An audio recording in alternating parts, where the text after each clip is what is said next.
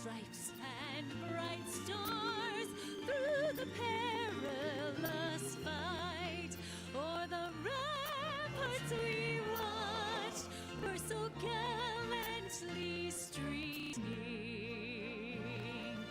and the rockets red glare, the bombs bursting in air, gave proof through the night that our flag was still there. Oh, say, does that star-spangled banner yet wave o'er the land of the free?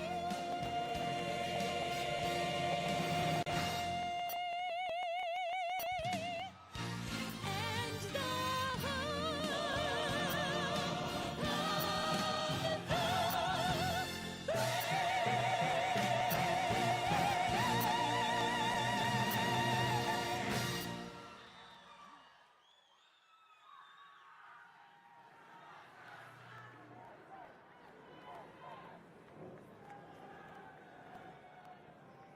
I pledge allegiance to the flag of the United States of America and to the republic for which it stands, one nation, under God, indivisible, with liberty and justice for all.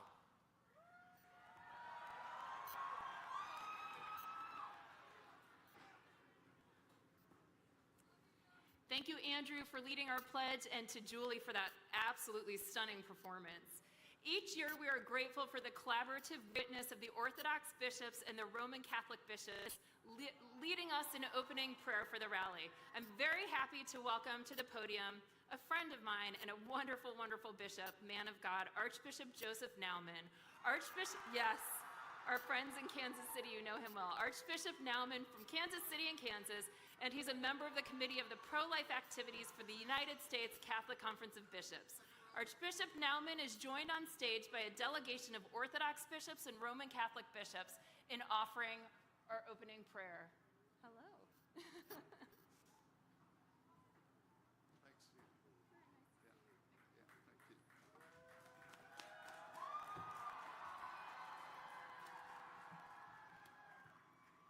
Well, it's a privilege to be with you and to offer this prayer today. I'm substituting for our pro-life committee chair, Bishop Dan Thomas, who had a death in his family, so couldn't be with us. But I just want to say, Jeannie Mancini, she's one of my heroes, and we thank her for her leadership.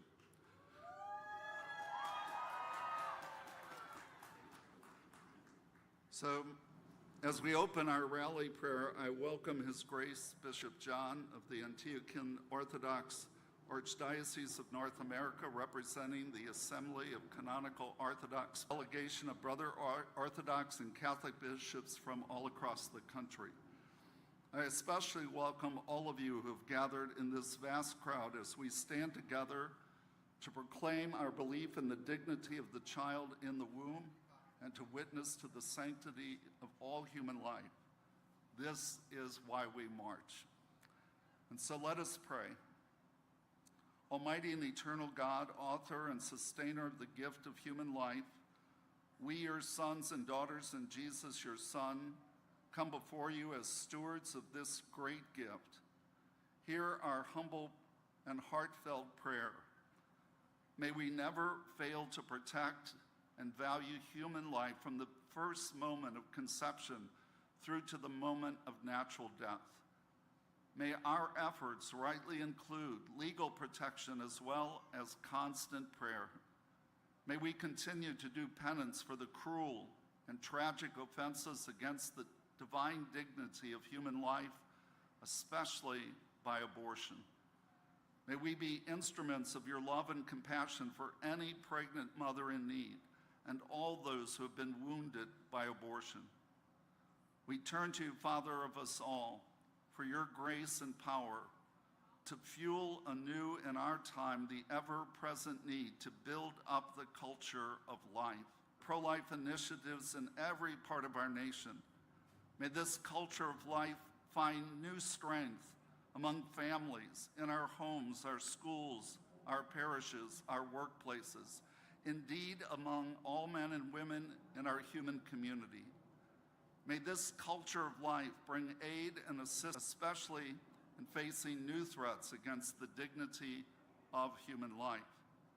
Ever-living God, pour out your abundant blessing upon all who will march for life today and upon all who join with us in spirit and prayer. May they have the fire of your Holy Spirit to never tire of the crusade for life whose origin is in you. We ask this through Christ our Lord. Amen. Thank you.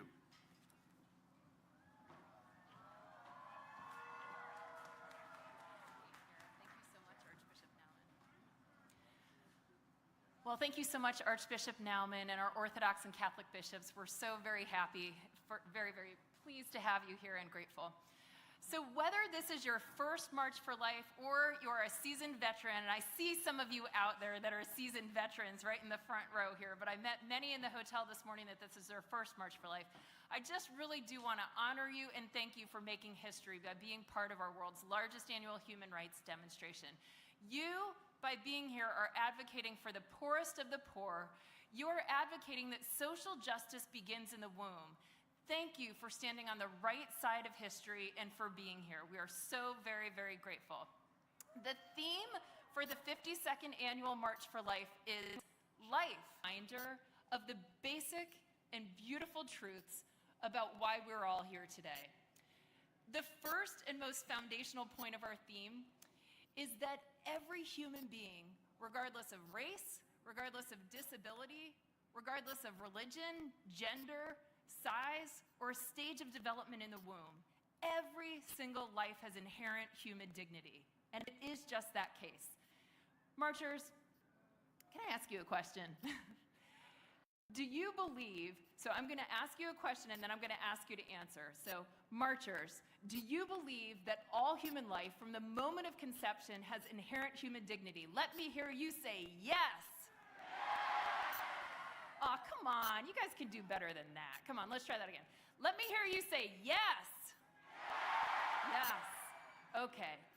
For the second point of our theme, science and technology. Marchers, I believe in miracles, but you know what? Even if you don't, science is on the side of life. Science shows that life begins at the moment of conception and fertilization. From that time on, we know that a new human life in the womb possesses its own genetically unique DNA and is different from its mother and father. Because of modern technology, we can see at just 6 weeks, expectant parents can view their child's ultrasound and see that a baby's heart is beating. And by 12 weeks, other organs have formed. And these are only a handful of the many moments of gestational development that give witness to the inherent dignity of life that is unrepeatable, valuable, and entirely worthy of our love and protection. So let me ask you, marchers, do you believe that science and technology are on the side of life? Let me hear you say yes. That's a little better, thank you. The third point, the pro-life movement is at its heart with every woman and for every child. Tragically, we live in a culture that presents confusing, misleading, and even false messages to women in this regard. And one of the worst and most offensive messages is that abortion is necessary for a woman to flourish and succeed. Yet, the tragic reality is that 60% of women who have chosen abortion say that they support.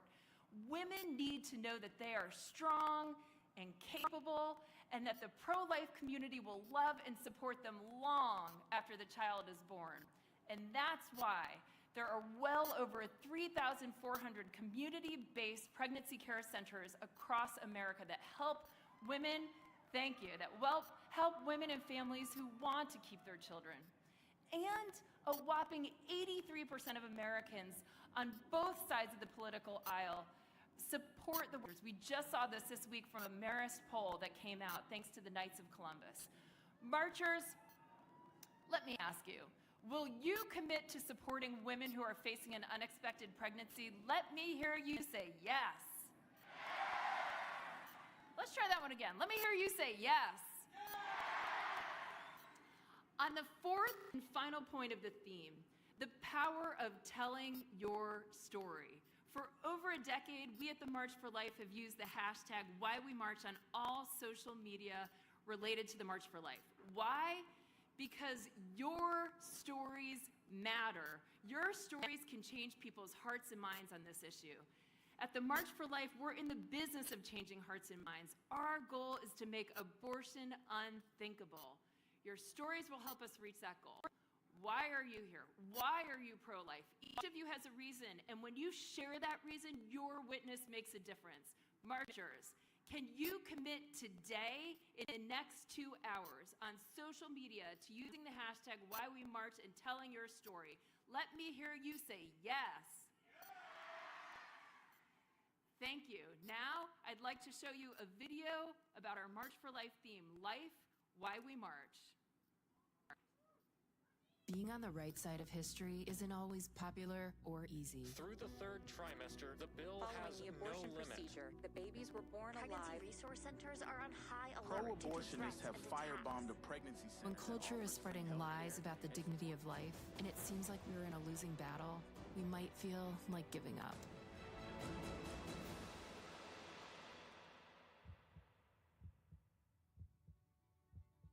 But we won't. This is why we march. Because lives like these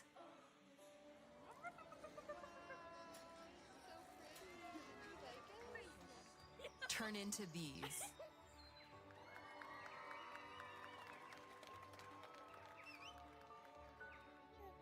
And that is why we march. Only one march has happened every year since 1974, and in just a few hours, thousands of marchers will fill the streets of Washington, D.C.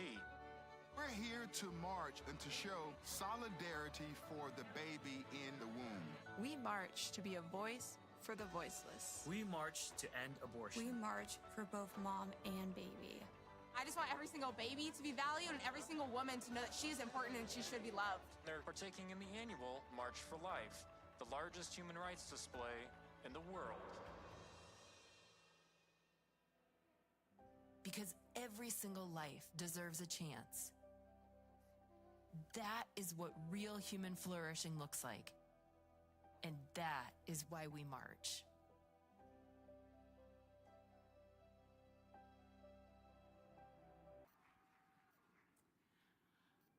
I accepted the position as president of the March for Life in 2012. So this is my 13th March for Life leading the organization. There have been so many opportunities, responsibilities, and challenges that have come with my role. But one of the absolute highlights, something that always gives me joy and hope, is you, the marchers, the advocates, the mothers, and the babies. Your love, your enthusiasm, your courage, your compassion. You have motivated me and our fantastic March for Life team and board. Each year leading this organization, I have felt that God was giving me a vision for what I thought the March for Life should be and could be under my direction. Over the past couple of years, I sensed that the March was at a very good point with so much growth, and that I'd done what God had asked of me in this role, and that it was time for me to explore other paths. I and our board prayed for leadership. We prayed for the new right leader.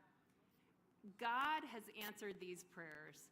Over the past few months, I've begun working closely with my successor. She is a woman of strong faith, compassion, conviction for the pro-life cause. Soon after today, the new March for Life president will be Jenny Bradley Lichter. And over the past 3 months, Jenny and I have become great colleagues and very good friends. I am confident that she is the woman meant to lead the March for Life in this next season. And I will stay involved on the board as well. Regardless of who is leading the organization, the March for Life remains steadfast and true, and our goals remain the same. We will continue to provide a place for the real heroes, you all, the marchers, to give public witness here in our nation's capital and throughout the country at our state marches by witnessing to moms and babies. Thank you. When I say that this job has been the honor of a lifetime, words could not possibly express the depth of my respect, gratitude, and appreciation for all of you and for this incredible role. Thank you. Now, I'm very excited to welcome to the podium, and then I'll be back, our new president-elect of the March for Life, Jenny Bradley Lichter.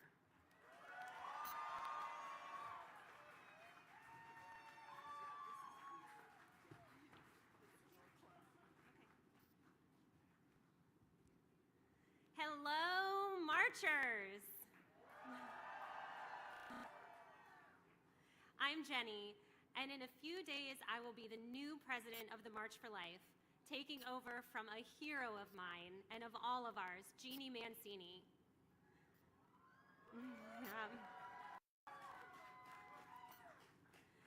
This is my first time standing up here at the March for Life, but it is not my first march. I wonder if there's anyone here who came to D.C. on an overnight bus ride. Well, that was me 24 years ago for my first March for Life. I was a college freshman at Notre Dame. Go Irish, I see you out there. I rode the bus through the night, slept on the floor at a Catholic parish across the river, and had an absolutely amazing experience at the march. Since then, I've been back so many times with classmates, friends, coworkers. Then I started bringing my husband, Brian. Where is he? Here he is. That's Brian. And in recent years, our 3 kids. You guys want to wave? But I've never forgotten my first march and the life-changing impact it had on me when I was still a teenager. I never could have dreamed on that day that I would eventually lead the March for Life and get to greet my fellow marchers and my friends from up here. I know that in this today there are so many future pro-life leaders, maybe even my successor as president of the March for Life. I know that there are so many current pro-life leaders here, including so many young leaders who witness to people around you about the beauty and the preciousness of every single human life, no matter the circumstances. You are here because you all know that unborn people are people too, and they have a right to life just like the rest of us. You know that the wantedness of a human being doesn't determine our value. You know that it's right and good to stand up for people who are too small to defend themselves. You know that abortion hurts women, that abortion hurts everyone it touches. I call you leaders precisely because you know these truths and you aren't afraid to say them out loud. But lately, many of the loudest voices have been shouting the lie that women need access to abortion. So I want to talk directly to all of the young women here who are being targeted with that message. Ladies, hear this. Loud voices might have told you that being a mother will hold you back, that having a baby at the wrong time will derail your education or your career prospects or even your shot at happiness, that your own future children are the enemies of your flourishing and fulfillment, or that your ability to bear children is your greatest weakness. You might have heard voices telling you that you're not strong enough to be a mom and still follow your dreams, that you're not strong enough, period. I am here to tell you that anyone who says those things is lying to you.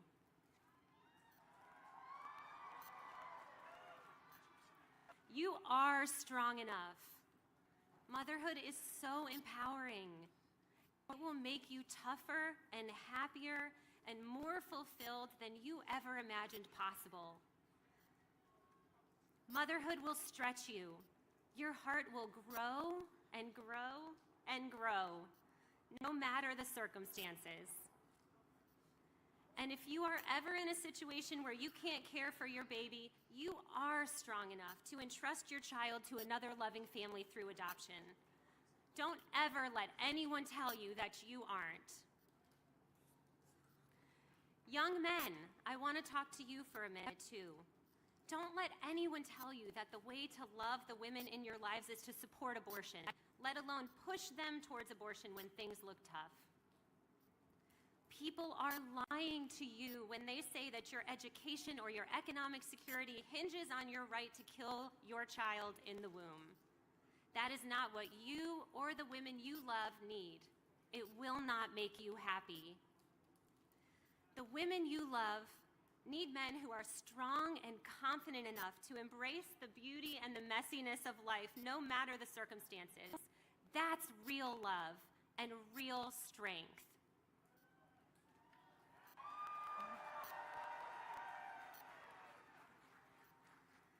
Before I have an action item for each person here. When you get home, take a few minutes to get to know the resources available in your area for pregnant women who need a hand. Because you never know when someone in your life might confide in you about an unexpected pregnancy. Be ready for that. Commit yourself to be ready for that.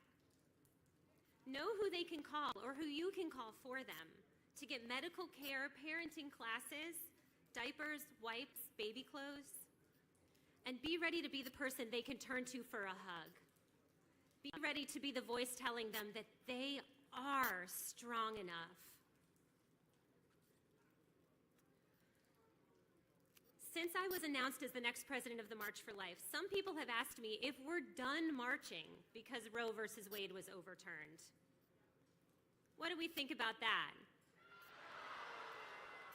No, of course we're not done.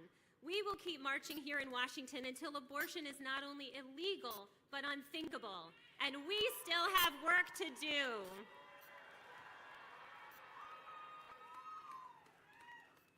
So we are so not done, marchers. I am certainly not done. I'm just getting started here at the March for Life. I will see you all back here next year and every year until every woman and every baby is loved and protected. We will keep marching together. Thank you.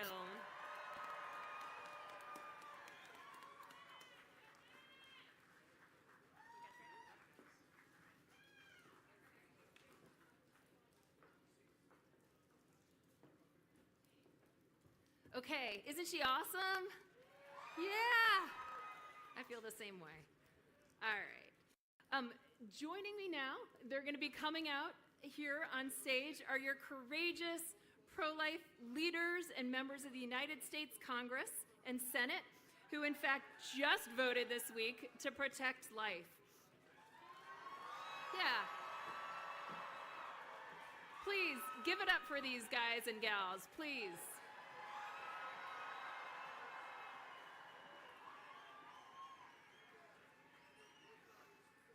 I'd like to take a moment to recognize and thank each one of them, not only for marching with us, but for their work protecting both mother and child. So we are joined by Senator James Langford from Oklahoma. And if you're from the state of this representative, be sure to really cheer loudly here. Okay, anyone from Alabama for Senator Katie Britt? Senator Joni Ernst from Iowa. Senator Cindy Hyde-Smith from Mississippi. Senator Pete Ricketts from Nebraska. And moving to the U.S. House of Representatives, Congressman Andy Biggs from Arizona. Congresswoman Julie Fedorchak from North Dakota. A little closer to home, Congressman Andy Harris from Maryland. Congressman Bob Latta from Ohio. Yeah, got a lot from Ohio. Squire from Virginia. Congressman Bob Onder from Missouri. We'll be hearing from him in a little bit. Congressman Chris Smith from New Jersey. Congressman Derek Van Orden from Wisconsin. We're also blessed to have among us today Governor Jeff Landry from Louisiana. We are so honored to be joined by these elected leaders who are fighting for life across the nation and on Capitol Hill. I'm also delighted to be joined today by two incredibly dedicated leaders in Congress, Leader Thune and Speaker Johnson. We're honored to have both the U.S. Senate Majority Leader, John Thune of North Dakota,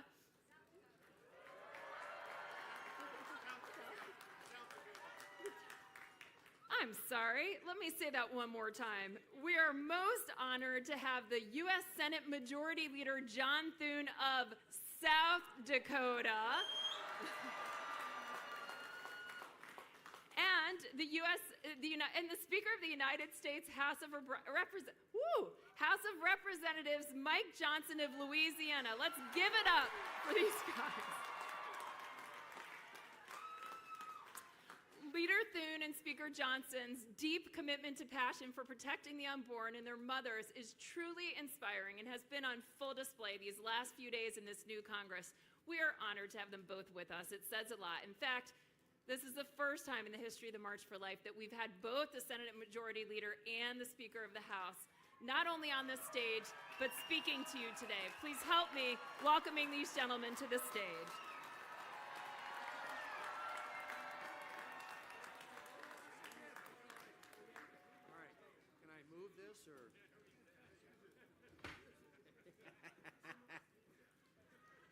Well, good afternoon, pro-lifers. It feels like a South Dakota day here. Ladies and gentlemen, I am grateful to the March for Life for inviting me to be here with you today, and I am nothing short of inspired looking out at all of you. We stand here today, you stand here today, to bear witness to the beauty and goodness of every human life, to remind people of the great truth upon which our country was founded, that all men and women are created equal and endowed by their Creator with certain inalienable rights, and that among these are the right to life, to liberty, and the pursuit of happiness. And I know that some days fighting for the right to life can seem like an uphill battle. But I want you to look around you today at the tens of thousands of Americans who will march up to Capitol Hill with you today, and I want you to remember, you are not alone.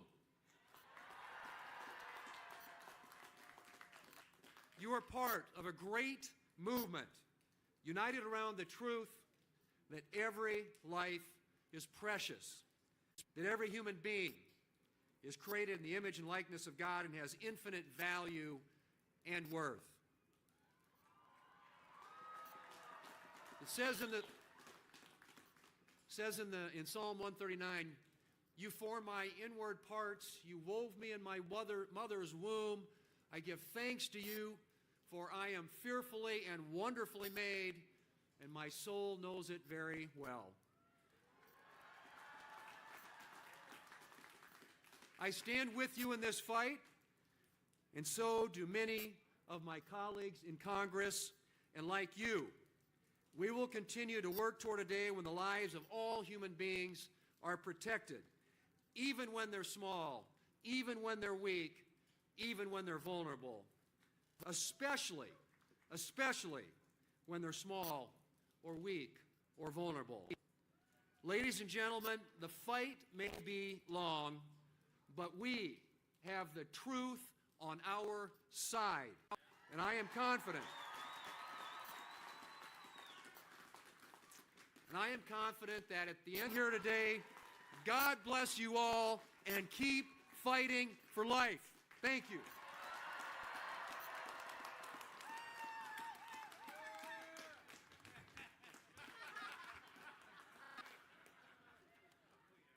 morning or afternoon. We're so glad that you've joined us here in Washington, D.C. Thank you for making the trip. It really is a great encouragement to all of us to see all of you, so many pro-life Americans here to stand and march for the sanctity of human life. I stand here with these colleagues of mine, these leaders for life, and it means so much to us to see all of you. For 52 years, this event has united millions of pro-life Americans just like us for the common purpose that we believe that every child has the right to life. For 2 decades, before I was elected to Congress, I served as a constitutional law attorney, and I litigated cases to defend our fundamental freedoms like religious liberty and the sanctity of human life. And now in this role that I have as Speaker of the House, I'm working to defend those freedoms in a different way. And the good news is there are many leaders here in Congress, just like the ones standing behind us here, who are committed to doing that same thing. And of course, my friends, it is a new golden age in America, and now we have President Donald J. Trump back in the White House.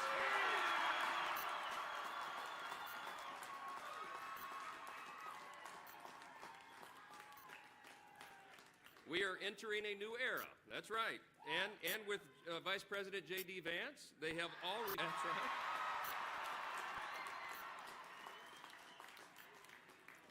This new White House has already shown its resolve. As one of his first official acts, President Trump just freed and pardoned nearly 24 wrongfully imprisoned pro-life activists.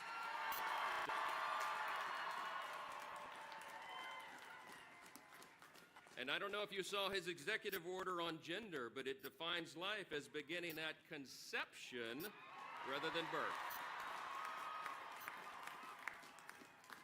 And in Congress just yesterday, the House passed the Born Alive Survivors Protection Act. It is a matter, that's right, it's a matter of basic humanity to ensure that a child who survives an abortion attempt should be cared for as he or she is lying on the table gasping for breath. But I am so sad to tell you, only one House Democrat joined us in voting for that bill. It's incredible, really, but it demonstrates just how important events like this today are. My friends, House and Senate Republicans are committed to protecting innocent life. We will do it.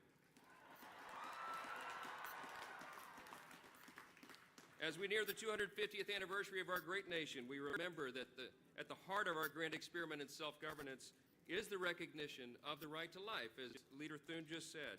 America is premised on the self-evident truth that every single person is made in the image of our Creator, God. And thus, every single person has inestimable dignity and value.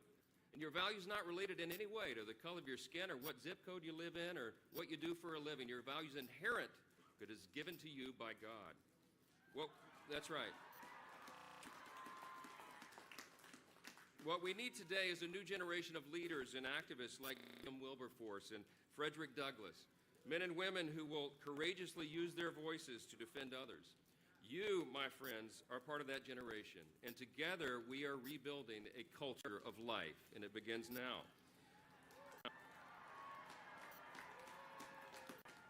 By sharing your time and influence, by volunteering to assist pregnancy resource centers, all the very practical ways that we can. So I'll close with this. I was born in January 1972. It was almost exactly a year before Roe v. Wade became the law of the land. I was the product of an unplanned teen pregnancy. So eternally grateful that my mom and dad ignored all the people who told them to just take care of that problem, and they chose to embrace life and to have me, the first of their 4 children. If they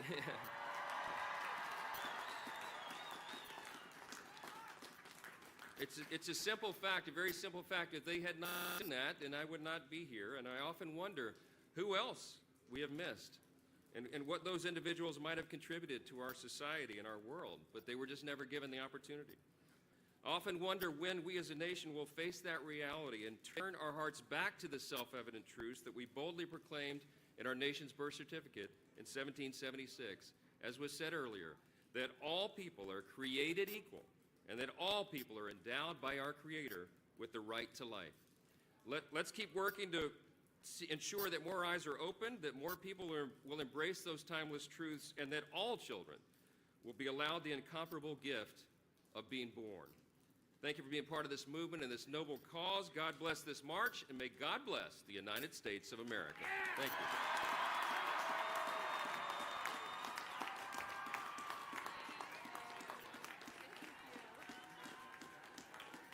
Thank you both, Leader Thune and Speaker Johnson, for your bold leadership on this critical human rights issue.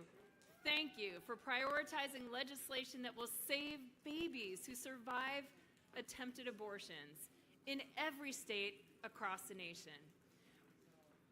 We, the pro-life movement, had a very important win in November in Florida, largely thanks. I think you know what's coming here. So largely thanks, or I should say who's coming here. Largely thanks to Governor Ron DeSantis. Florida's moms and babies were protected from the pro-abortion lobby's attempt to enshrine a right to abortion in their state constitution. Folks, let's give a warm welcome to Governor Ron DeSantis and First Lady Casey DeSantis and family. Welcome.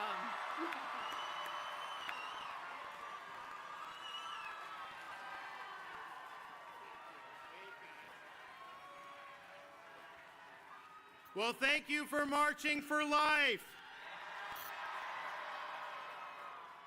You know, I kind of feel like we have a lot of momentum, so there's this issue that the president has introduced, which I'm supportive of, to say the Constitution doesn't give birthright citizenship to people that are here illegally. I think that's the decision of the Constitution, but it's interesting. Not everyone likes that. And so the New York Times had a hit piece going against this, and here was their headline. Undocumented women ask, will my unborn child be a citizen? So the New York Times is admitting it's not just a clump of cells. Let's welcome the New York Times to the pro-life movement. Wow.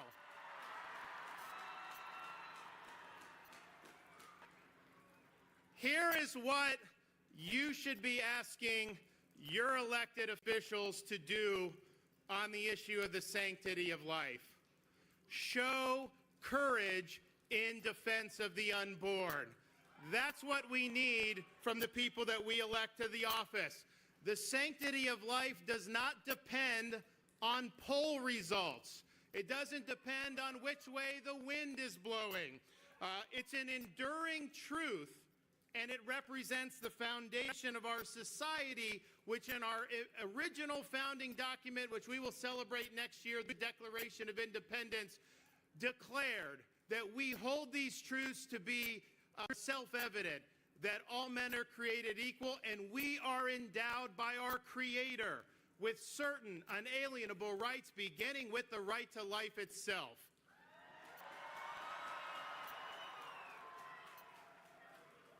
And I remember when Dobbs came down, it was a big victory for the pro-life movement, but a lot of people didn't necessarily know, what were you going to do? What was the left going to do? There were all these things going, and what the left did is they poured hundreds of millions of dollars into these ballot initiatives. And in 2022, they swept the country. I think they won every single ballot initiative in favor of many times abortion on demand until birth. So we then, in 2024 cycle, we were facing in Florida one of these initiatives in our state, and it was very deceptively worded. But when they polled it, 75% of Floridians were in favor of. Even though the language was misleading, they got it on the ballot. They put $120 million into enacting this as part of our Constitution. The media was behind them 100%. Now, this would have been the most radical amendment in the nation. It would have led to 40,000 abortions in Florida every single year and would have made Florida the epicenter for abortion tourism, because we're in the Southeast, which is the most pro-life part of the country. So the stakes were very high here. Now, most elected officials, they'll say, look, what's on the ballot is not their issue. Like, people can decide, and they wash their hands of it, and they walk away.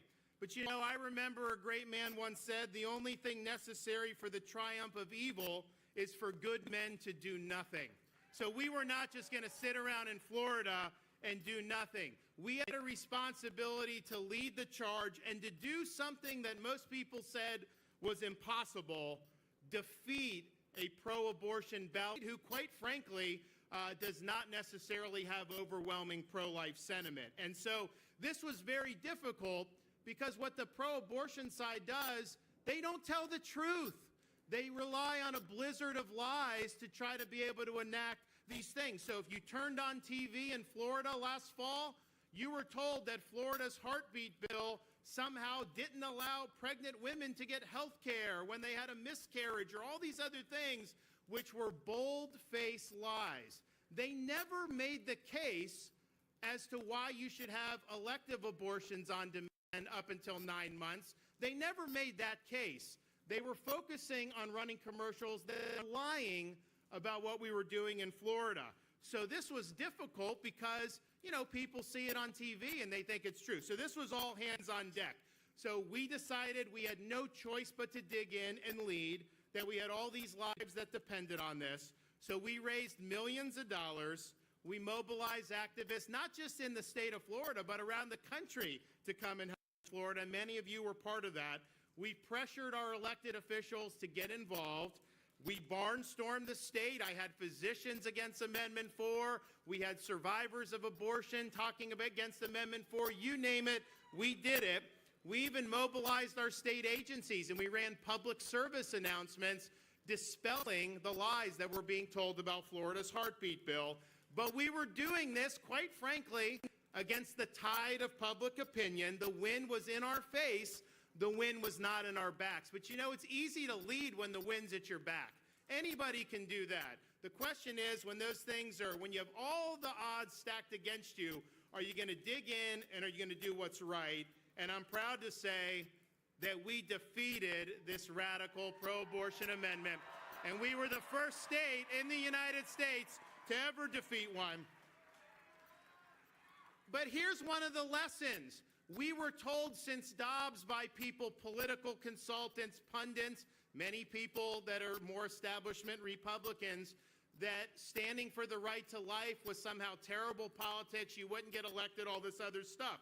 Well, I can tell you I'm proof that that's not true, because when Dobbs was overturned, I ran on a pro-life platform on the Heartbeat Protection Act, and I won the largest victory that any Republican has ever won in the history of the state of Florida.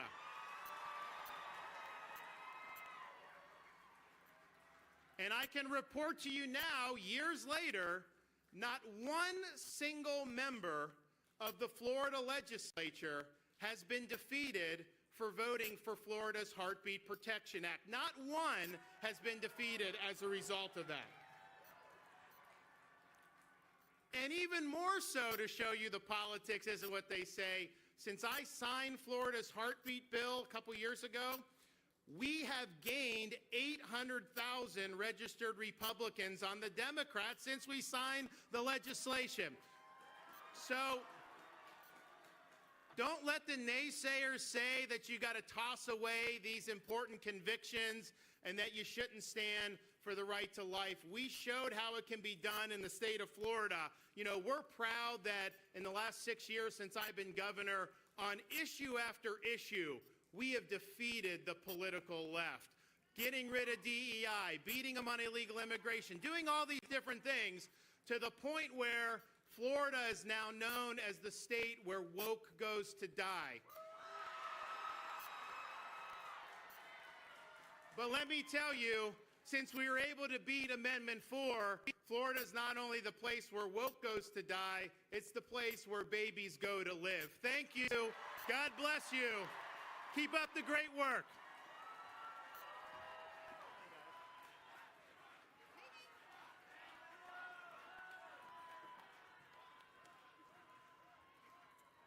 Thank you, Governor DeSantis.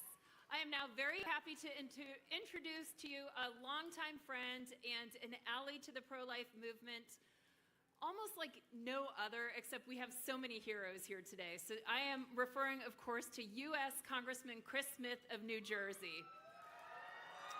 Congressman Smith has served as co-chair of the Congressional Pro-Life Caucus for over 4 decades, tirelessly working on behalf of unborn children and their mothers. Please help me in welcoming to the stage Congressman Chris Smith.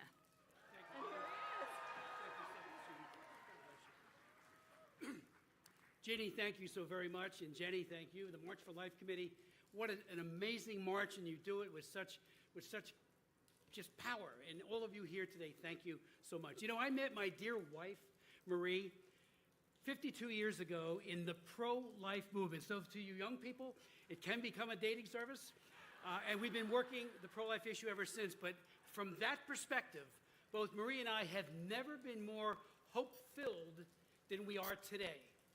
Thank you, all of you, for being here. Today's March for Life, in our opinion, is an engraved invitation to each and every one of us to seriously recommit and rededicate ourselves to the defense of the weakest and the most vulnerable. To recommit with love and compassion, even for our opponents who don't wish us well. To tangibly assist women, especially through the extraordinary work of pregnancy care centers, in order to protect their precious babies, but also to protect their lives. Thank you, Knights of Columbus, for getting so many ultrasounds into those pregnancy care centers. And their Marist poll just found that 83% of Americans, and I hope the media will take note, support pregnancy care centers. Pregnancy care centers, as all of you know, are under siege by some politicians, but especially by Planned Parenthood, or should I call Child Abuse Incorporated, an organization that has killed over 10 million babies in their clinics. We must end all taxpayer subsidies to Planned Parenthood. Today, we recommit to exposing abortion methods, which the other side never wants to talk about, to a society that has chosen to be blind to the realities of brutally dismembering helpless babies with sharp curettes, knives, and the kids, as we know, feel pain from at least a 12th week on being dismembered, and also the poisoning of babies by literally starving them to death with the abortion pill. I asked the Secretary of the United Nations in a meeting, Gutierrez, in my office, baby to death. I'm all into world hunger, mitigating it. I've offered 2 bills that passed the House on global food security. He says he's for that too. And yet they're starving little children, and then many of those kids are literally flushed down the toilet. We thank President Trump for defeating not 1, but 2 extremist pro-abortion candidates, Clinton and Harris, and for his amazing, amazing defense of unborn children. We give thanks to God that abortion President Joe Biden is gone, but he's gone. But his morbid legacy of packing the judiciary with abortionists, using executive orders to kill more children, and then integrating one great program like the VA healthcare or global health with abortion. He has hijacked so many programs. President Trump's going to reverse that, and JD Vance. Let me just conclude by saying that President Trump has done more to protect innocent children than any other president in history. I've been here since 1980 as a member of Congress. We've had great presidents. Ronald Reagan, he was great. Trump has done even more, and then thank God he's back. Since the reversal of Roe versus Wade, achieved by 3 Supreme Court justices that he appointed, and Justice Alito, who's from our old hometown in Hamilton, New Jersey, half the states have enacted laws to protect the unborn child.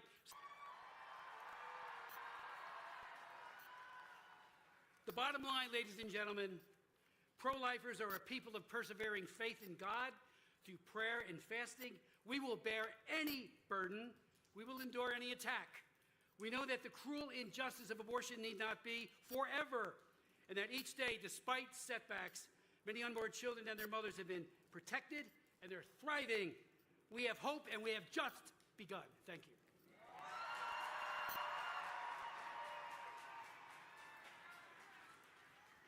Thank you, Congressman Smith. Next up, we have 3 inspiring women who will take the podium. First up, we will hear from Lila Rose. author, podcast host, and the president and founder of the pro-life organization Live Action. Following Lila, we will hear the courageous testimony of Dr. Catherine Wheeler.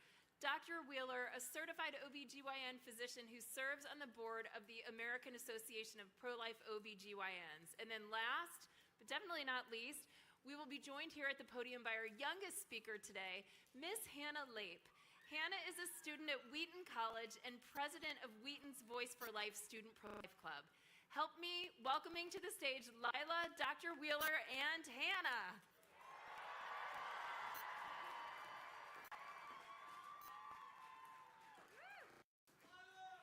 Woo! I am so blown away seeing so many of you here. I am incredibly honored and I am so excited. I want to tell you all a story. Last night, I had a debate with a pro-abortion law professor at Georgetown. The room was full of students from both sides. Reflecting on my remarks on my way home, I wondered if I had made any impact on those future leaders. Hours later, I received a text.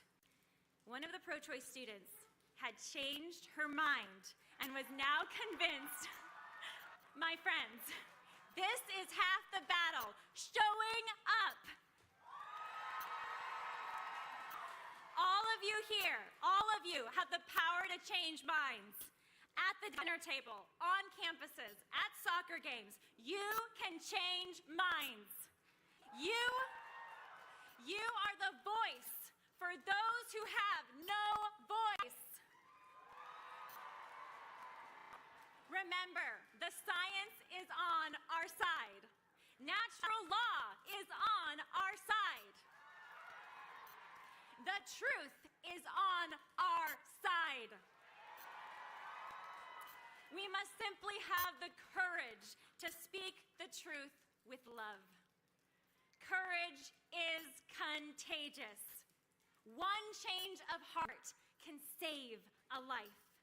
We must also speak the truth to our elected officials. We can start by demanding that they defund Planned Parenthood. It's time. Give that $700 million to pregnancy resource centers instead. And most importantly, we must urge our elected officials to abolish abortion. Abolishing abortion is the most important human rights cause of our time. 1 million of our unborn brothers and sisters are killed every year by abortion.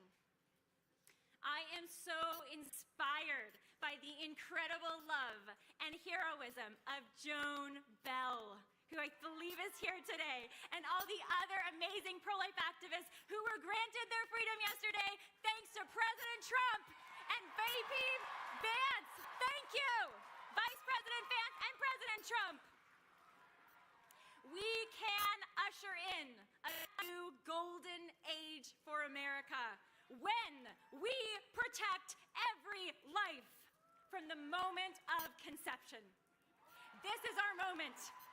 I am so proud of all of you, and I'm so proud of what our nation is and will become by God's grace. Make America pro-life again. Thank you.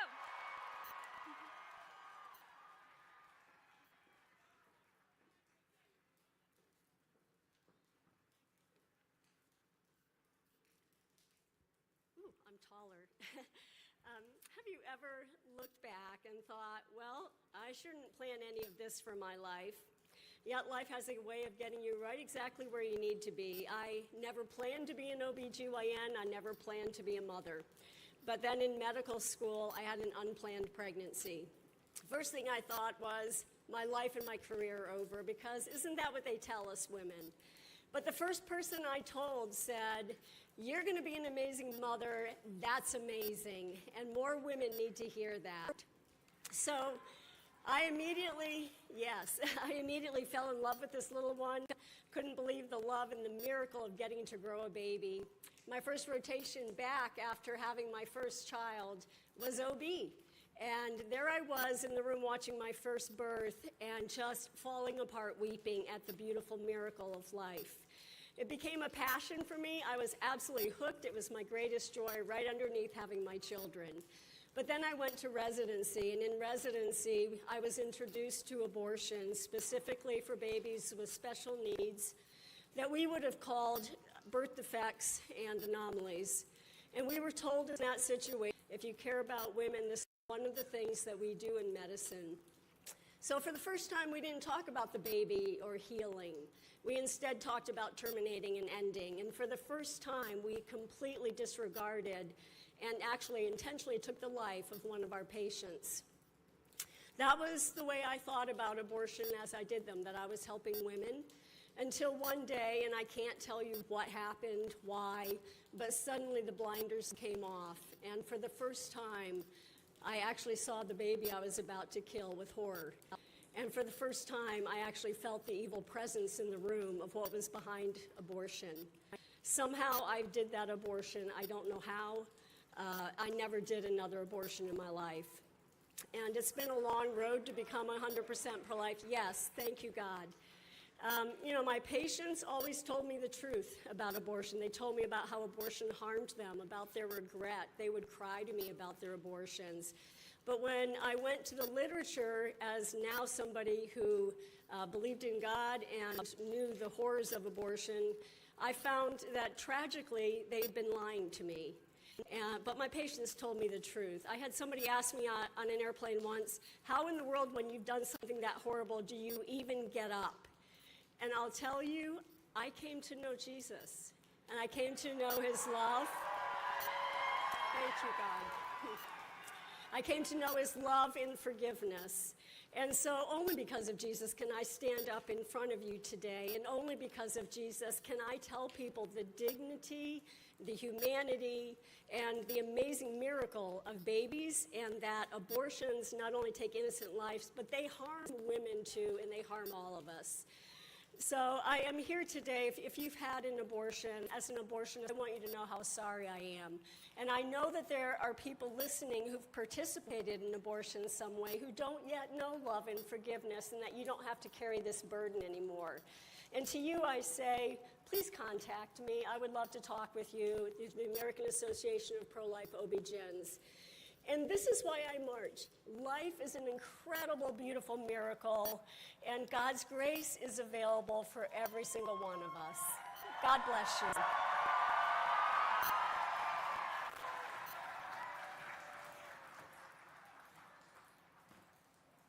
Well, good afternoon. My name is Hannah Lape, and I am co-president of Voice for Life at Wheaton College. For 40 years, Voice for Life has existed to build a culture of life on Wheaton's campus and to serve local moms, babies, and families. Wheaton is so excited to be here this morning, and we'd like to thank Jeannie Mancini for inviting us to carry the March for Life's historic banner. In 1970, Planned Parenthood committed its first clinical abortion in Syracuse, New York, only blocks away from the hospital where I was born in 2002. This abortion was the first in a decades-long genocide that has taken the lives of 65 million boys and girls in the United States alone. With these 65 million, we mourn too for their mothers. If the abortion industry truly cared for women, it would admit the lethal danger of abortion drugs.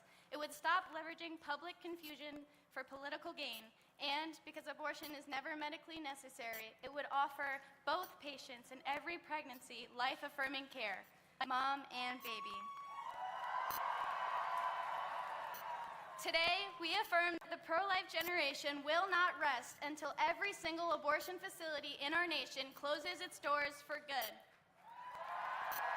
We will march until every child is protected by federal law, until abortion is unthinkable, and until every pregnant woman receives excellent prenatal care. With the new administration and the fall of Roe v. Wade, the next 4 years of America's history will be defined either by courage or by cowardice. Abortion is not a states' rights issue. To be preborn are protected, and are protected the right to life. Our confidence in the sanctity of all human life from conception runs deeper than civic responsibility, however. It is a timeless gospel truth. We have the assurance that Jesus Christ is the same yesterday, today, and forever. The risen King who sits in glory at the right hand of the Father is the same humble servant who took on flesh in Mary's womb. He was fully God and fully zygote, fully embryo, fully fetus, fully infant, fully child, and fully man. Every preborn child is knit together in the image of God, and we ask our nation to defend their constitutional right to life, not just for those who are healthy, wealthy, wanted, convenient, or expected, but for every child. Tens of thousands strong, we are a voice for life, and we will speak until heaven meets earth, when death shall be no more. Thank you.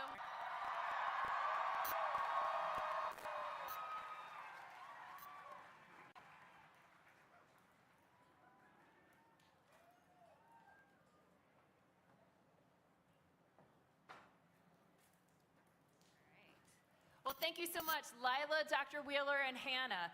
Next up, we have two more inspiring speakers. First up is Beverly Jacobson, joined by her daughter, Verity. Beautiful. Verity is so beautiful. You will see. Beverly will share what inspired her to begin her nonprofit, Mama Bear Care. Following Beverly, and I should say Beverly's husband is also joining her up here. Following Beverly is Josiah Presley, another incredibly inspiring story. I can't wait for you to hear his testimony. I'll leave it at that. So please give a warm welcome to Beverly and to Josiah.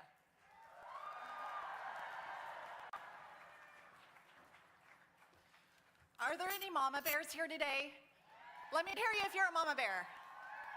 You know that mama comes out when someone messes with your kid, right? Let me tell you about when I became a mama bear.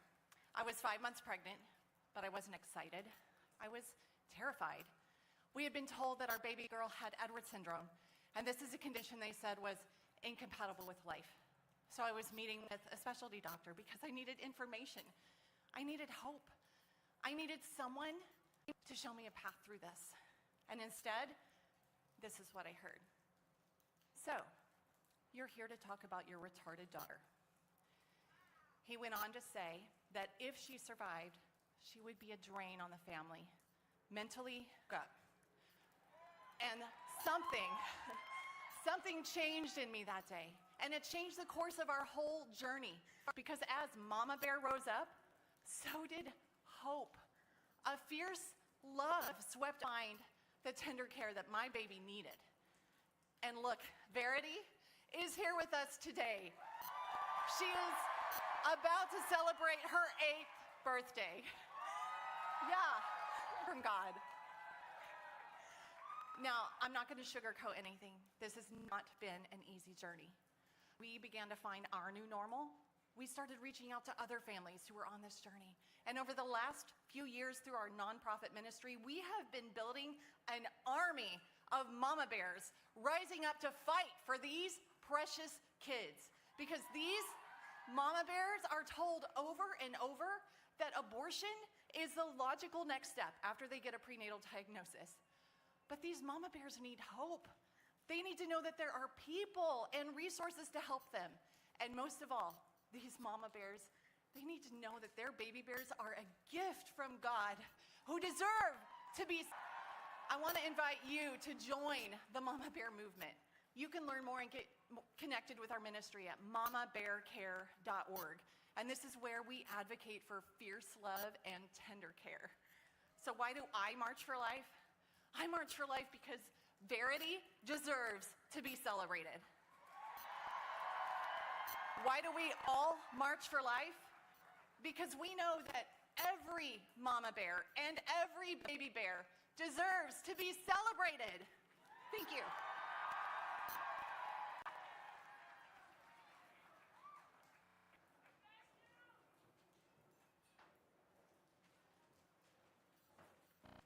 Good afternoon. On behalf of the Abortion Survivors Network, I want to thank you with me. She decided to have a DNC abortion. This is a type of abortion where the doctor goes into the mother's womb and rips the baby apart and brings them out in pieces.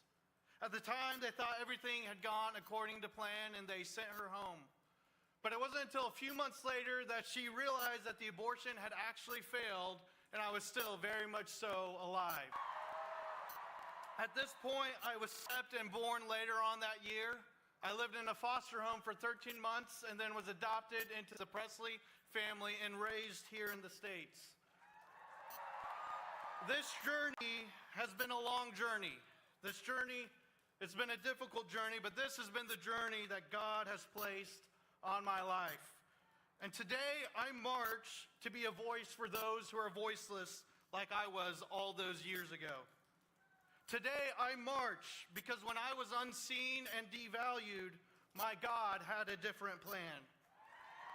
And today, we march to declare what our Creator has already declared, that all human life is valuable because it is created in the image of God.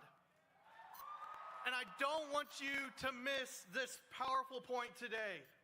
Today, it's not powerful. It's not a moving day because of us few up here on the platform. Today is a powerful day because of each and every one of you, because of each and every one of us. Individuals created in the image of God and called by our Creator to gather today and in one unignorable voice send an unignorable message that every human life is valuable across all ages, stages, ethnicities, economic statuses, abilities, or circumstances. I leave you with this. In Matthew 5, Jesus, he says this, "You are the light of the world. A city set on a hill cannot be hidden. Nor does anybody light a lamp and put it under a basket, but on a stand, and it gives light to all who are in the house. In the same way, let your good works shine before others so that they may see your Father who's in heaven and give glory to him." Today, we are shining brightly, and may we continue to shine every day for the glory of our Creator. Thank you, and God bless.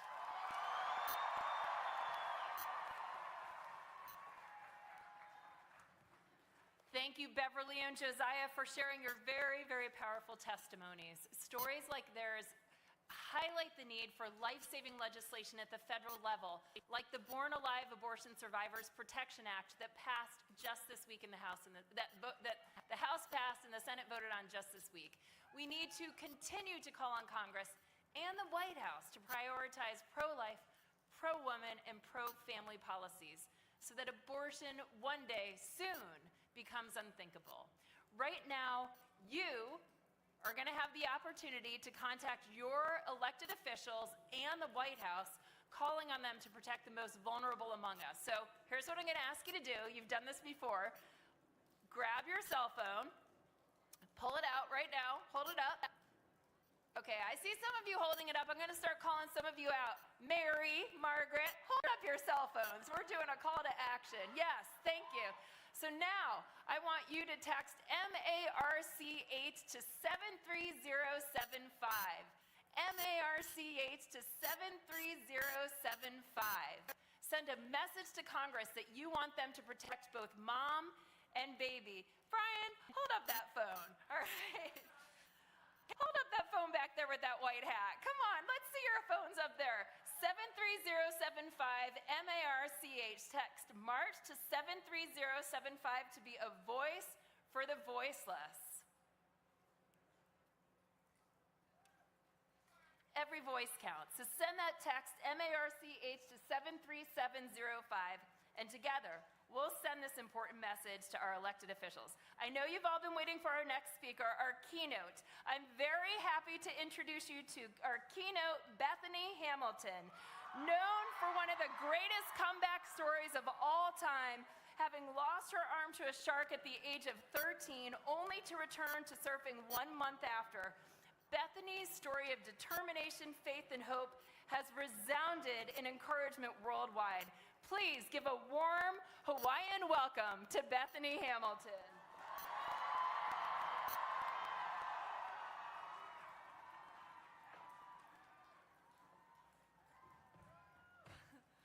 Aloha! Woohoo! We are here to celebrate life, the God-given beauty of children and life and the next generation. Oh, My life has had many turns that I couldn't have foreseen or planned myself. And I think all of us have that at one moment or another. But at just 13 years old, when I lost my arm, I thought, I can't surf with one arm. My life felt upside down, confusing. I felt like everything was chaotic. I didn't know what my future held. I needed hope. Someone came alongside of me and gave me hope that I could surf with an arm.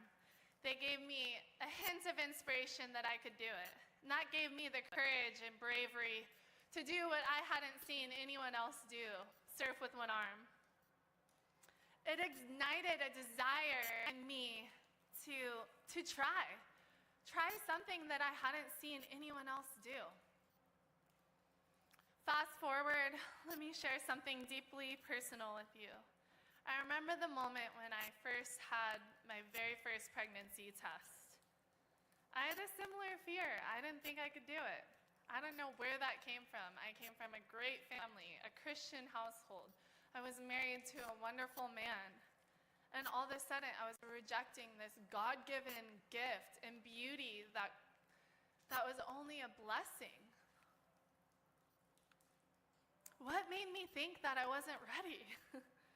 I was at the height of my career. We so often put our career before our children, our family, our loved ones. But still, just like the woman struggling to want to keep her baby, I had similar struggles. And it's humbling now when I look back on that.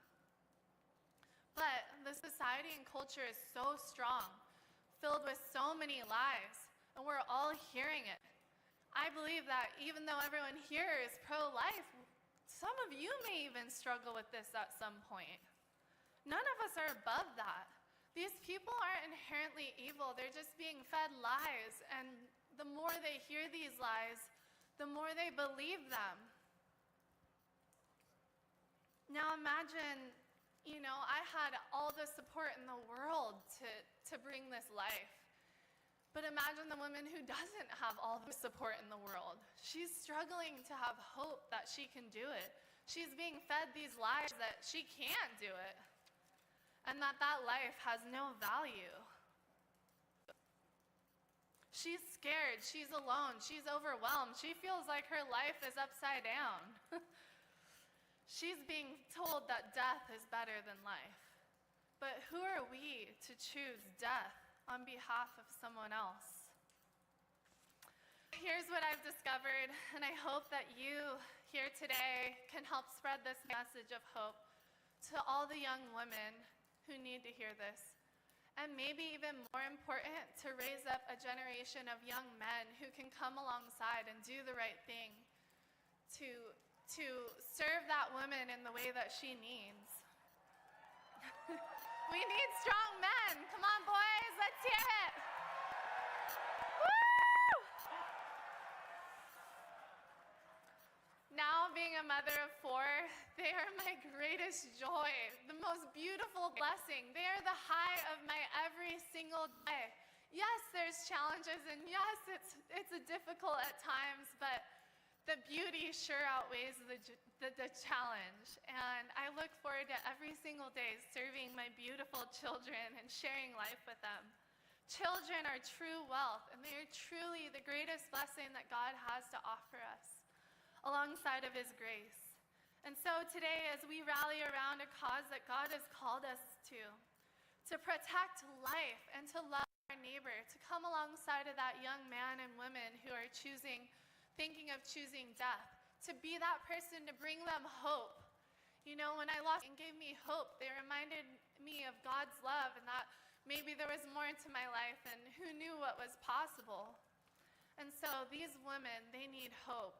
They need encouragement. They need light in their life. And we as a society need to combat the lies that are being fed to them each and every day. Get strong on social media, because the truth is, this is where everyone is being fed these lies. And so, to all the women who feel like they're not ready for this, let's be a reminder to them to be willing to try and to put them. Blessed is the man who fills his quiver with them. So, as we march March for life, the greatest gift of all. Let us send a message of hope and love to the moms and mothers-to-be and to the fathers that they too can say to themselves, I don't need easy, I just need possible. Thank you, and aloha.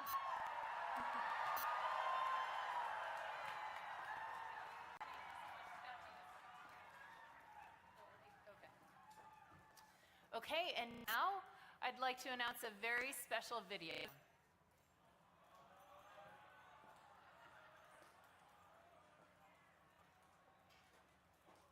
Hello to everyone at the March for Life. It's a pleasure to speak to you from the beautiful Oval Office. That's where we are right now, the magnificent Oval Office. And thank you for turning out once again to show your extraordinary love and compassion for the unborn. Each year, Americans of every age, color, and background travel to our nation's capital by the tens of thousands to stand up for precious little babies who cannot stand up for themselves. I am proud to be the first president ever to have joined you in person. As you know, this annual march started 52 years ago on the first anniversary of the disastrous ruling known as Roe v. Wade. That unconstitutional decision took power away, but thanks to your tireless work and devotion across 5 decades, that historic wrong was set right 3 years ago. I was so proud to be a participant. 6 courageous justices of the Supreme Court of the United States returned the issue to the state legislatures and to the people where it belongs. It became a vote of the people. In my second term, we will again stand proudly for families and for life. We will protect the historic gains we have made and stop the radical Democrat push for a federal right to unlimited abortion on demand up to the moment of birth and even after birth. Think of that, after birth. And some people want that. Can you believe it? We will work to offer a loving hand to new mothers and young families, and we will support adoption and foster care. We will protect women and vulnerable children. Under my leadership, a reformed Department of Justice will finally investigate the radical left attacks on churches, pregnancy centers, and we will bring perpetrators to justice. We will get them to justice one way or the other.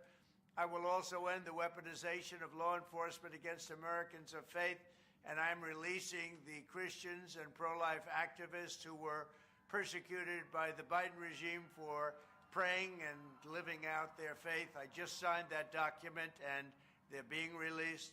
One such American was Paula Harlow. At 75 years old, Paula was sentenced to 2 years in prison after praying outside of a clinic. That's why she was sentenced to 2 years. That's what happened under the Biden regime. In her sentencing, the judge mocked her Christian faith while her husband pleaded to be thrown in jail with his wife, fearing she would die alone behind bars. This week, it was my honor to grant a full and complete pardon to Paula and many others who were the victims of this horrific weaponization. Never again will religious persecution be allowed to happen in America. To all of the very special people, very, very pure, to forge a society that welcomes and protects every child as a beautiful gift from the hand of our Creator. Thank you for never losing hope and never giving up. Thank you for your tremendous support. God bless you, and God bless America.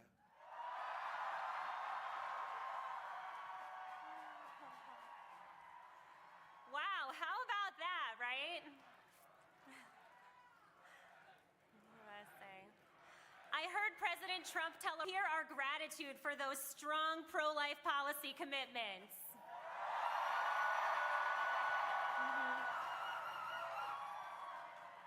Thank you, President Trump.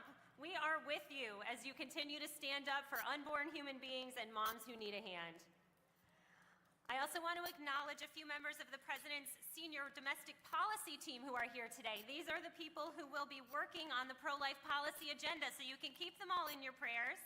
My friends, the Director of the White House Domestic Policy Council, Vince Haley, is here. Deputy Director Heidi Overton, and Special Assistant to the President, Wells King. Thank you all for being here and for your hard work.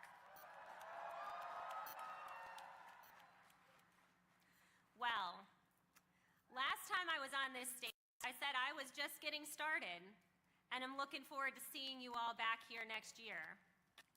It is now my honor to introduce to you someone else who is just getting started,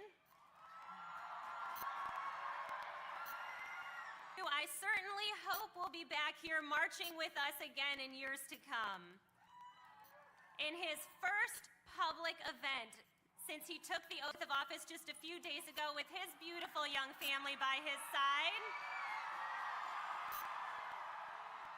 please help me welcome your Vice President of the United States, JD Vance.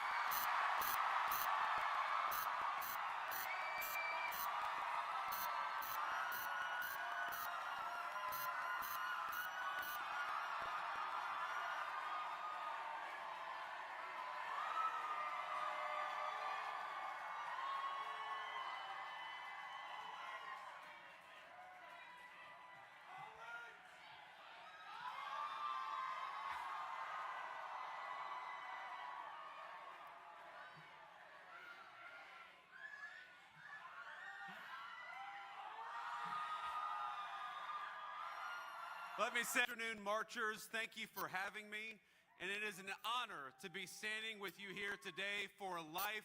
We are proud to march with you, and yes, we will be back next year.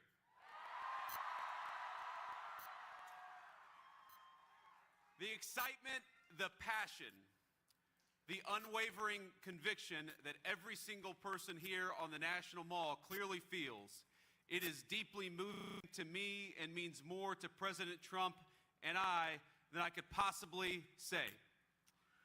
For over a half century, this march has united tens of thousands of Americans from all walks of life to rally for the cause of life in our nation.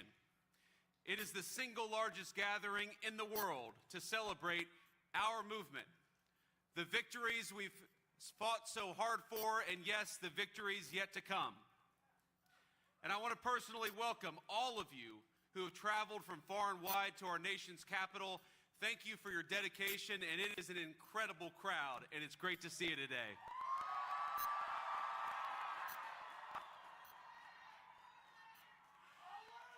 You know, on Monday, we were forced to move all of the inauguration events indoors because of the bitter cold, and it was cold.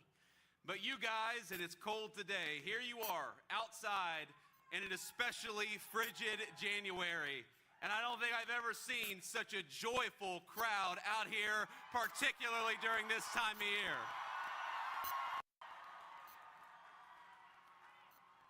Now, as you all know, the event theme this year is life, why we march. And there are obvious answers to the implicit question it poses. We march to protect the unborn. We march to proclaim and live out the sacred truth that every single child is a miracle and a gift from God.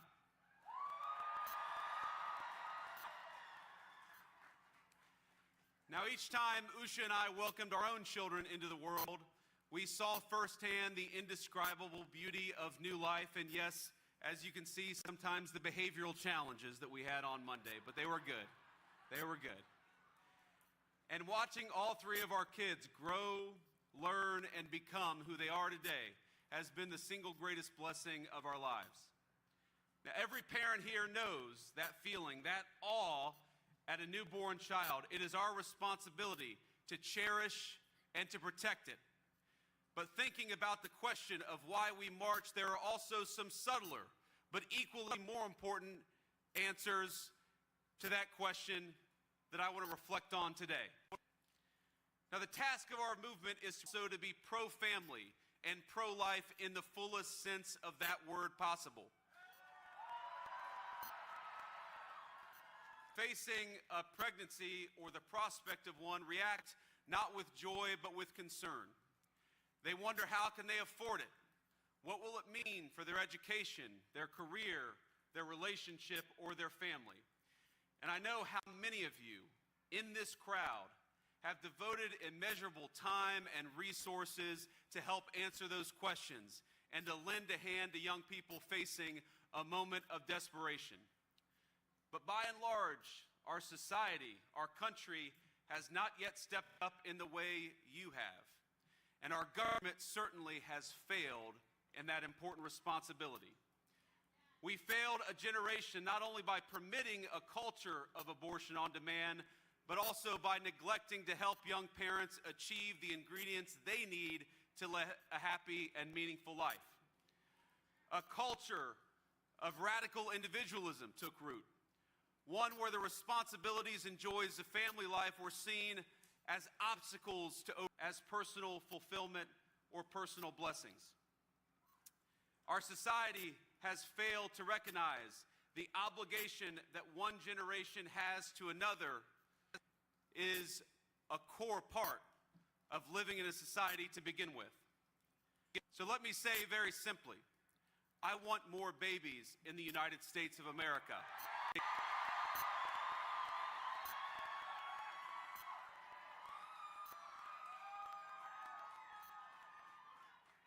I want more happy children in our country.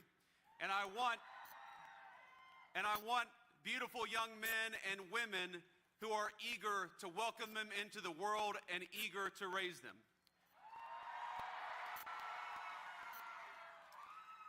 And it is the task of our government to make it easier for young moms and dads to afford to have kids, to bring them into the world, and to welcome them as the blessings that we know they are here at the March for Life.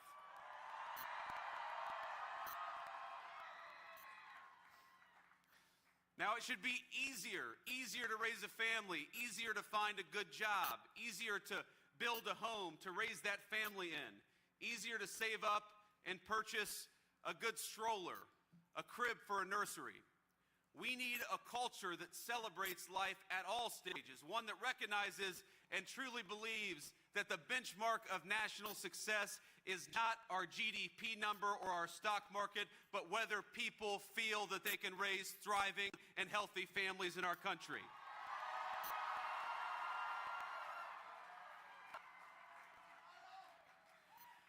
And that brings me back to where we stand today, in the Capitol Rotunda, and took the oath of office, becoming not just the 45th, but now the 47th President of the United States, and I know all of you helped. With the inauguration on Monday, our country faces the return of the most pro-family, most pro-life American president of our lifetimes. Now, this is the man who delivered on his promise of ending Roe, giving us a monumental, earth-shattering decision in Dobbs. The man who appointed hundreds of pro-life judges dedicated to defending the constitutional liberties of all Americans. And the man who supported pro-family policies like doubling the child tax credit, which happened during his first administration and which we're going to do so much more on in the second administration. Now he's back, and we're going to do it again.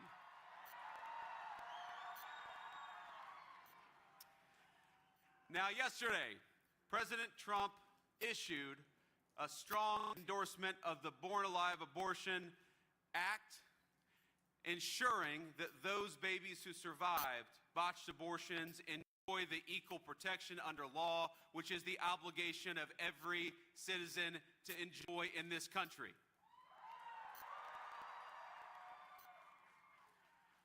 With his return to office, no longer will the federal government direct FBI raids on the homes of people like Mark Houck and other Catholic and Christian activists who are fighting for the unborn every single day.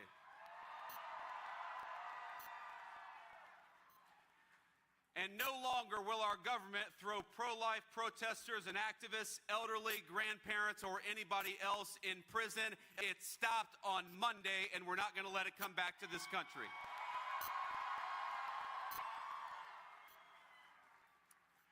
Instead, and I know you all saw the news, the 47th president has already issued pardons to those unjustly imprisoned.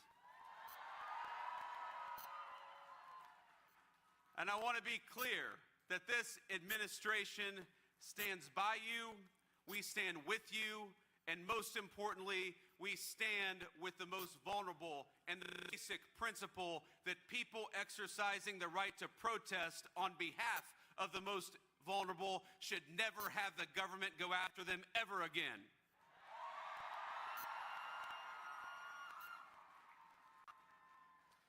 Now, the crowd assembled here in this incredible national mall provides an extraordinary example for our nation. You donate to diaper banks, you help find housing for those in need, you help fund the crisis pregnancy centers that give help to young women and young men in a time of crisis. You guys are the beating heart of the pro-life movement, and you've saved many lives already, and you're going to save more again.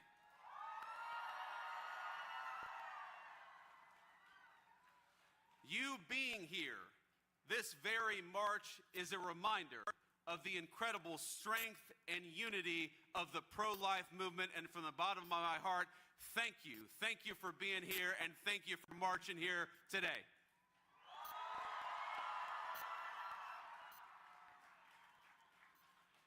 And most importantly, in your works, you remind us that the March for Life is not just a single event that happens on a frigid January day. The March for Life is the work of the pro-life movement every single day from this point forward.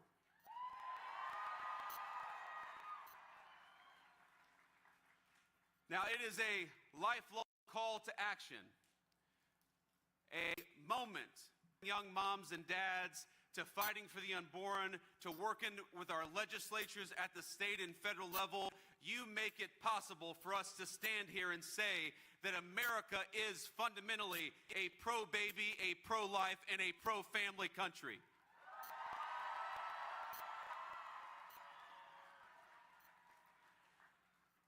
Now, I hesitate to give you all advice because I can see there are young and old people who have been in the pro-life movement, some of you for longer than I've even been alive, and I'm grateful to you. But if I can offer one piece of advice, it's a piece of advice born out of my own experience. There was a point when I would get frustrated with people who didn't see what we saw. I would get frustrated that people could look at a picture of a baby on an ultrasound and see not a human being, but just a clump of cells. But one of the things that being a father has taught me, and one of the things that being in politics has taught me over the last couple of years, is that it is a blessing to know the truth, and the truth is that unborn life is worthy of protection.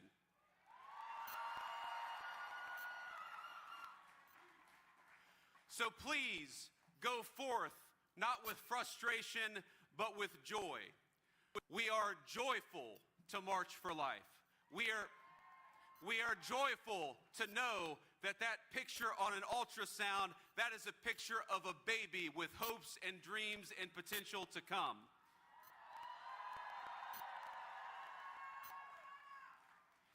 It is a joy and a blessing to fight for the unborn, to work for the unborn, and to march for life. God bless you all, and thank you for having me. It's an honor to be with you.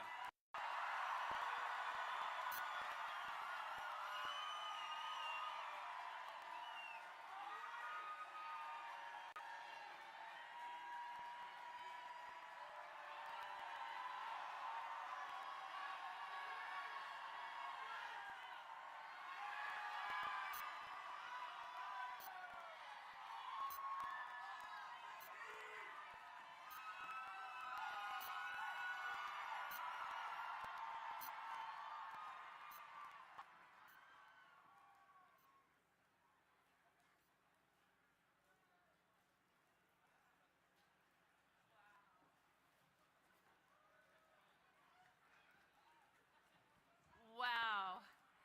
Can we give a warm thank you to Mr. Vice President? We are most grateful that you would choose the March for Life to be the first public event in office. Joining us now to lead us in prayer is the Reverend Dr. Matthew Harrison, President of the Lutheran Church Missouri Synod. And they join him in solidarity. Shortly after we will begin to march, you all have been so patient with our incredible lineup of speakers, but let's give a warm and honorable welcome to Reverend Dr. Matthew Harrison.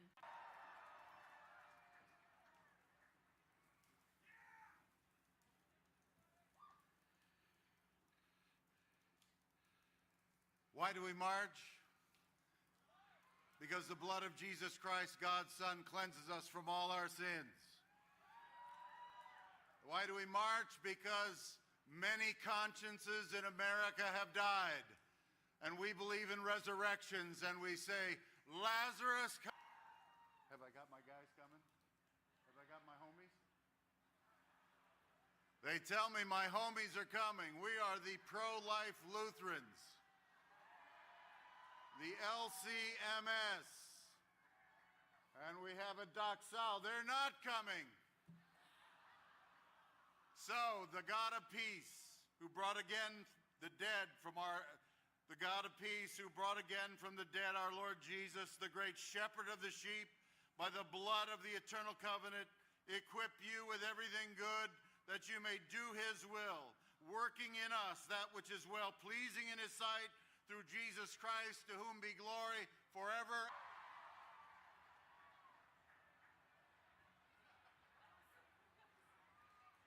From all of us in the United States Senate, we wanted to say thank you to all of you for coming out on this cold January day to stand for the value of every single child.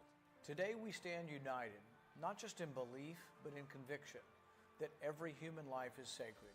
Being pro-life is about more than words. It's about action. Your presence is a powerful reminder of the value of every human life. I'm encouraged that so many Americans can come together, united by one message: life matters. Now more than ever, we must stand together in the fight to protect the unborn. The fight for life is the defining moral question of our time. It demands that we be a voice for the voiceless. More than 55 million Americans will never touch their feet on the soil because of abortion. And I think that we're in a pivotal time right now. We need people to show up and let their voices be heard. And one of the most common sense things we need to be doing as conservatives is protecting our most vulnerable. We march for the conscience rights of millions of healthcare providers, and we march for the rights of millions of pro-life taxpayers. There is power in numbers, and together we must continue to use our voices to uphold the values. This is a beautiful event, and it's so encouraging that many of you are maintaining this sacred tradition. To march for those who God already knows, but we have world.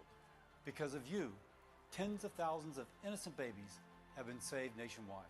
Together we can improve health care, support new moms, and honor the dignity of every human life. Your advocacy is turning the tide of our country so that mothers and unborn children can receive the support that they deserve. I'm proud to be pro-life, pro-woman, and pro-family. I'm proud to stand with you and fight for pro-life, pro-family policies. There's no greater cause than giving a voice to the voiceless. The miles of progress that we've won were achieved inch by inch and step by step. Children are the most precious gift in the future of our great nation. I know there is no greater gift than being a parent. You remind us that our pro-life movement is about love and compassion. Working together, we can defend life and empower women. And let's continue to fight for the unborn, for the sanctity of life, and for the dignity of our most vulnerable. But it's because of you that I am inspired, that we can create life. Just know that you have my gratitude for your incredible courage, for standing up for the most fundamental right of all, the right to life. Your efforts have helped enact policies that respect the value of every person, especially vulnerable mothers and children. We thank you for that. We thank you for your commitment. Thank you all for standing up for what we believe in. And thank you for everything you will continue to do to fight for the rights of the unborn. I'm with you, and we continue to work for life. Thank you. Every life matters, and you're showing it by being here today. God bless all of you, and God bless the mothers and the unborn babies. God bless you in your stand. Thank you for your witness, your courage, and your tenacity. Keep on lifting up your hearts in prayer. Keep on lifting your voices in the public arena and keep on marching for life. Let's continue moving forward, united in our mission to protect and support every life. Every single child, born and unborn, is valuable. Valuable in the sight of God and valuable to all of us. Thank you for coming out to be able to march for life. Thank you, Senators. And as we're beginning to line up for the March for Life, we have a few last things happening. First, I'd like to thank Pastor Harrison for that beautiful prayer. The March for Life is committed to building a culture of life not just here in our nation's capital, but in communities across our country through our state march program. Our ongoing efforts to build a culture of life require significant resources. Your support today will empower us to expand our reach, to inspire more men and women like you, and to defend the most vulnerable citizens in this country, the unborn. For those of you who are watching live and for those of you who are getting ready and lining up to march, I can't tell you how much we would appreciate your support of the March for Life. Your support of the March for Life will help us to be able to do more state marches. We would be so very grateful if you would consider today making a financial gift of $20 by texting GIVE, G-I-V-E, to 73075. G-I-V-E to 73075. To go, and Senior Director of the State March Program, Erin Getz, will join us here on stage shortly. And here she is. Thank you, G.D. Mancini, my incredible president of the March for Life. Can we hear it for her last March for Life as president? Let me get a round of applause for Jeannie. What a record year 2024 was for the State March program. We marched in 16 capitals across the country, double that of the year before. We are so grateful to our local partners who helped make this possible. It is incredibly inspiring to see thousands of you marchers come together here for Mom and Baby from all the way in Connecticut to California. Many of our incredible partners and affiliates are here on stage with me, so I'm going to ask them to wave. We have California. We got Ohio. We have Virginia and Pennsylvania, Connecticut, Oregon, Kansas, and Kentucky. Let's hear it for our state marches taking fight to the capitals across our country. I am also surrounded by other incredible pro-life leaders from across the nation who work each and every day to build a culture of life in our communities. You can see their names on the screens to my left and right. Each organization they represent meets a different need in the pro-life movement and in our local communities. With over 65 million Americans lost to abortion and millions of women and families wounded, the work for all of us is not over. We now honor each and every one of you in your life-saving missions and invaluable work. Thank you for the incredible work you do day in and day out to make abortion unthinkable. As we begin to march, you'll hear a special, or you won't, you just watched that, and a special rendition of God Bless America by Matthew West. I also have a few administrative announcements. First, if you have trash, please dump it here on the dumpster on the mall. Do not throw it on the ground. Please follow the guidance of our marshals who will point you in the right direction to participate. I know some of you have already went that way, but follow them. They're in white jackets and march safely. Now, are you ready to march? With Roe versus Wade gone, our mission continues. We will keep being a voice for the voiceless. We will keep mobilizing in the states. We will keep uniting here in D.C. And we will keep marching for life. And we will keep speaking out until abortion is both unthinkable and illegal, until the day that abortion is no more. Now is the time. Let's march. Thank you, everyone. God bless America, land that I love. Stand beside her and guide her through the night with a light from above. From the mountains to the prairies, to the oceans wide with foam, God bless America, my home, sweet home. God bless America, my home, sweet home.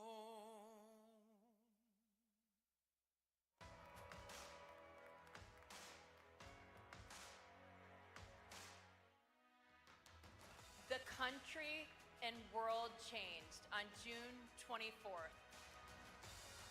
With the overturn of Roe and the Dobbs decision, the states are all the more important. After the Dobbs decision, abortion policy is returned to the elected representatives of the people. And so being here in state capitals who stand up for life is more important than it's ever been before.